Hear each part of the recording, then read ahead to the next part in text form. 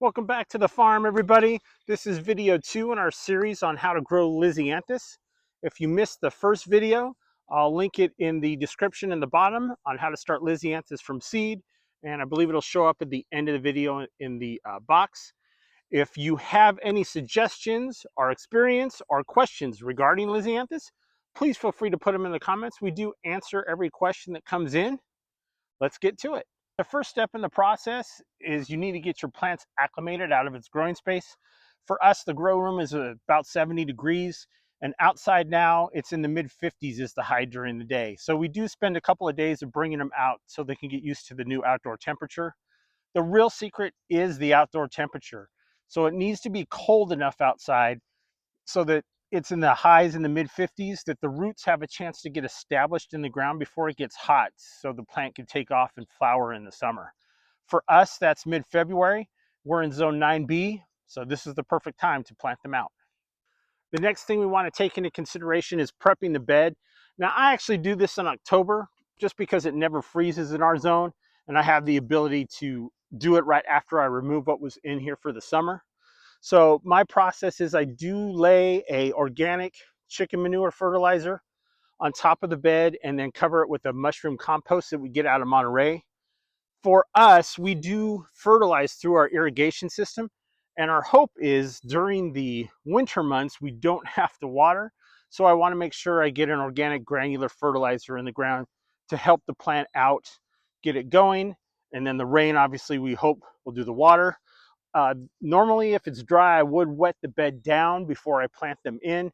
We were lucky and we had a storm come through the past couple of days, so the bed's already wet, prepped, and good to go.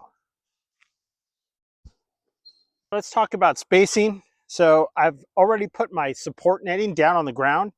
Obviously, I'll raise it up as the plant grows, but these rows are 30 inches across. The netting's 36 inches.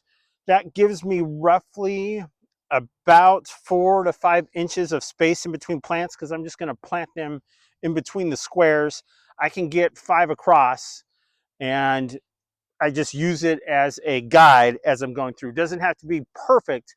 The closer you get them, I have done it at 4 inches. You do get stems or longer stems the closer they are together. But I found that anything closer than 4 inches and it starts to crowd the plant too much and disease comes in and it's just not worth it. Let's go into a couple of tips. One, when we plant it in the ground, we do not want to bury the crown under there. So we want to make sure that we leave it just a tad above the ground so we don't drown the plant. Two, when you get older, like myself, your fingers get fat, and when you're seeding, sometimes 2 seeds get in the plug. These are extremely hardy that most of the time, if you gently break up the soil block, you can ease them apart without doing any damage to them, just like that. And both of these will be able to be planted into the ground.